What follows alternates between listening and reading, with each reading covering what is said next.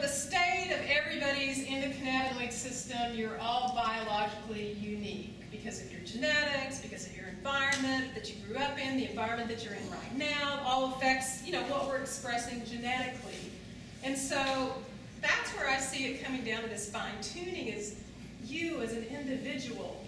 What are your symptoms, and so what is the status of your endocannabinoid system? And so what's the right dose for you? And, I'm a naturopathic doctor. I see everybody as individuals and individualized medicine that way. And I don't see cannabis being any different. It's not a one-dose-fits-all prospect. Because, you take people with PTSD, for instance, and they've almost got the opposite problem going on, right? The limbic system is firing.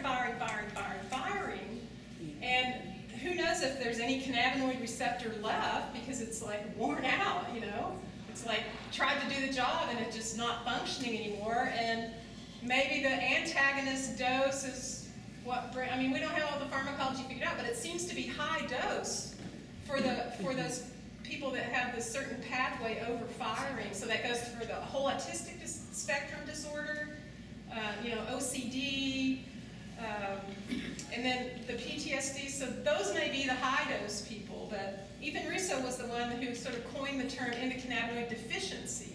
And so people that have an underreaction to stress, like,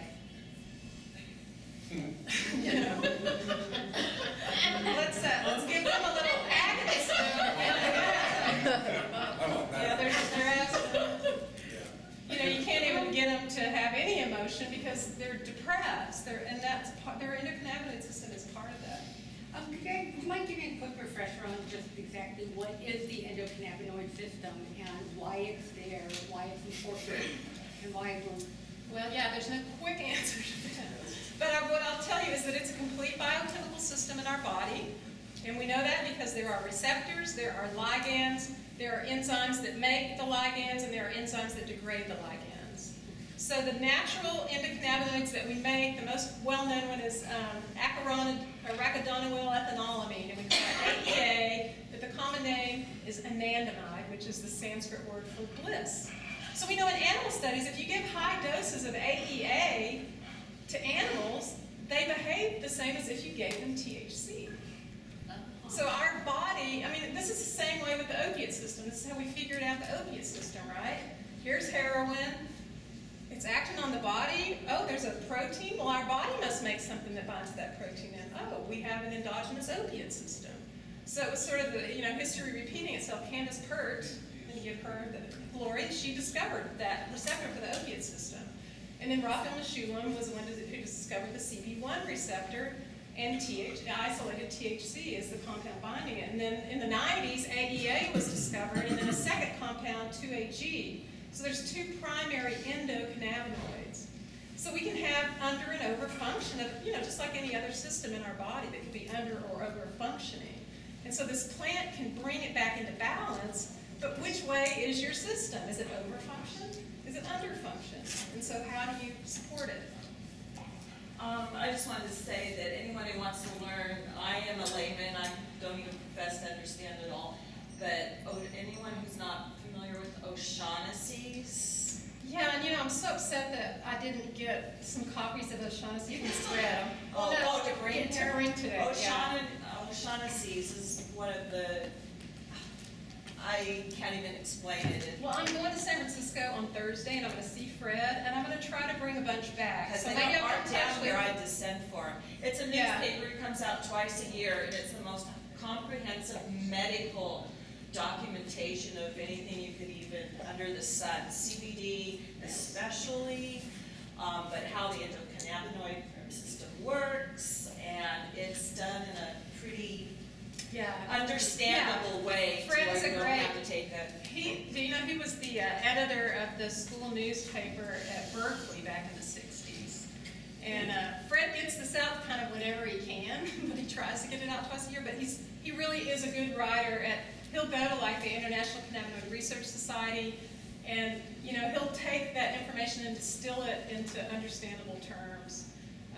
So we need to get O'Shaughnessy's down here. I think that everybody who's going to own an outlet should have O'Shaughnessy's for even patients to pick up and read. Is it not online? It is online now, although not all of the articles are on there. No, So you can go to Project CBD was their first organization, and so now the website is Beyond THC.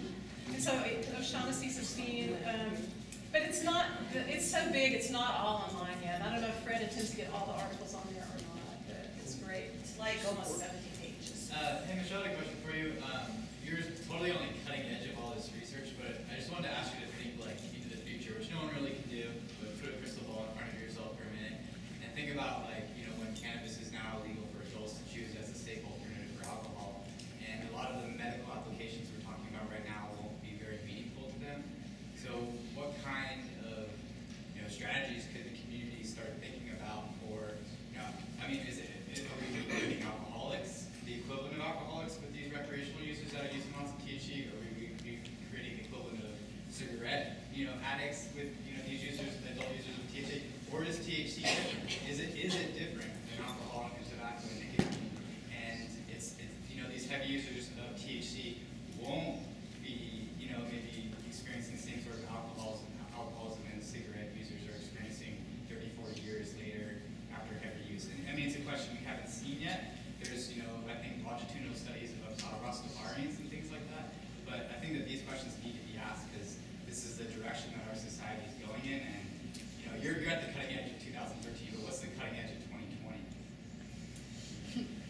Well, so to address one part of your comment is that all these substances that you just named are all substances that people self-medicate with. Whether it's alcohol, or nicotine, or caffeine, or sugar, or shopping, or TV watching. I mean, they basically all affect the reward system in our brain. We all are looking for that dopamine rush, you know?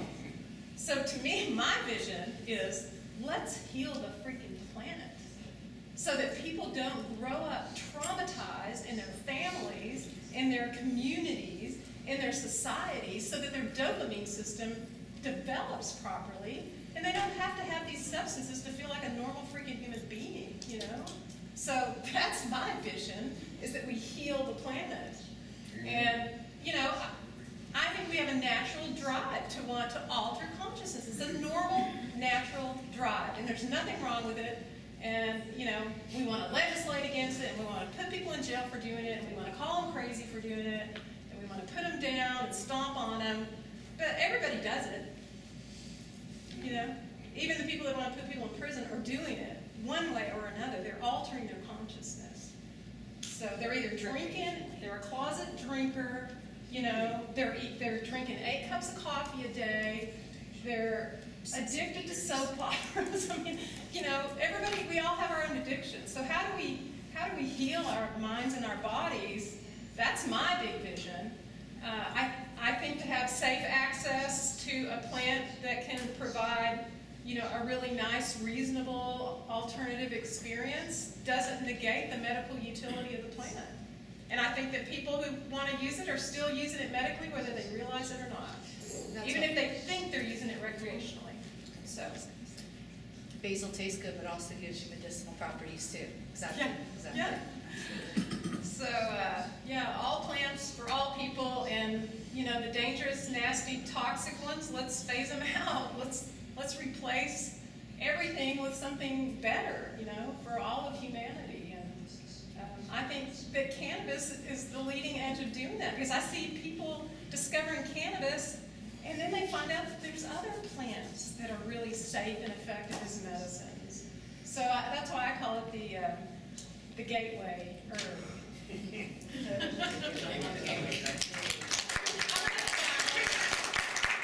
AHA guideline that's been published so far. I'll put it on the back desk if anybody want to look at it. It's for distributors or, yeah, distribution operations. So I'm not sure if that's a dispensary or, but if you want to download this, please pick up about the certification. You know, you could be the first in this community to get the ASA certification, and I think it's really cool. This is what ASA is doing for you, so find out about it.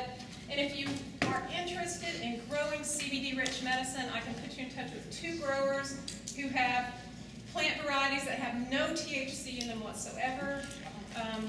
it would be great if you guys wanted to start a cooperative, whoever has any CBD-rich material, to start sharing clones with each other. Let's get the CBD out there and start educating patients on its utility. Are you sure that a pure CBD is the way to go as opposed to a high CBD-THC ratio? It depends on what you want to treat. Yeah. It depends on if the patient wants any psychoactivity or not, and whether their condition warrants any amount of THC being there. I mean, you know, people are going to take it and go, oh, it's not doing anything. Like if they drink a cup of chamomile tea, you know, because they're not getting psychoactivity.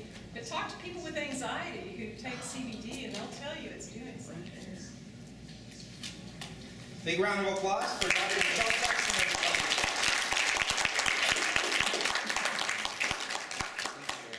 And we're going to move right along into sort of the next part of the seminar. And right before we bring the next speaker up, I want to mention just a couple of things. One of the things Dr. Sexton talked about was the Putting Patients First training. It is an absolutely amazing program. And if some of you were here about a year and a half ago, we did actually hold one in this very room. We had Steph Scher, Dr. Amanda Raymond, several other folks. There are, I think, about 40 or 50 out there in the community right here in San Diego that are already ASA certified.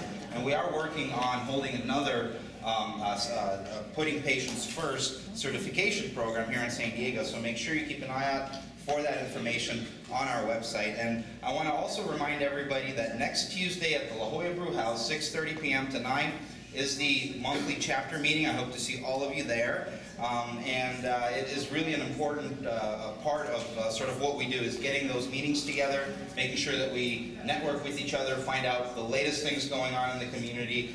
We dive into the details of the ordinance and the process and all of those things and try to get those questions answered. And we talk a lot about the cases that are going on. Bring lawyers in that talk about how they're prosecuting the patients, what's going on right now. So whether you're a patient, a collective operator, or involved in any way in the process, that's where you get to find out the latest and greatest, unless you can go to the court yourselves and watch the cases, which is something else that we recommend you do.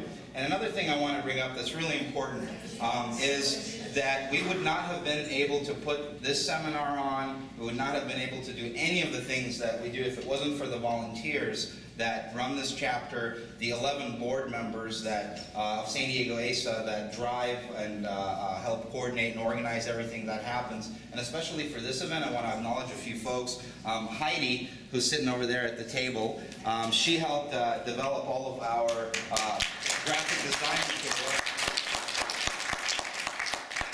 And so the awesome graphics you see on the seminar programs, the speakers' bios, and all of that was done as a generous support for the chapter. Also, Kim Toolin over there, who's been dedicated to the table there, and really stepped up and helped us really make this event possible, tracking the money that's coming in and making sure that we have everything ready to go, getting everybody settled in, and the amazing cookbook and the generous donation from Mother Earth Co-op that she's provided. And of course, Neil back there, who helped us set up and everything. And Nicole, I don't know if she's still here, but Nicole Scott with Legal Cannabis assisted too.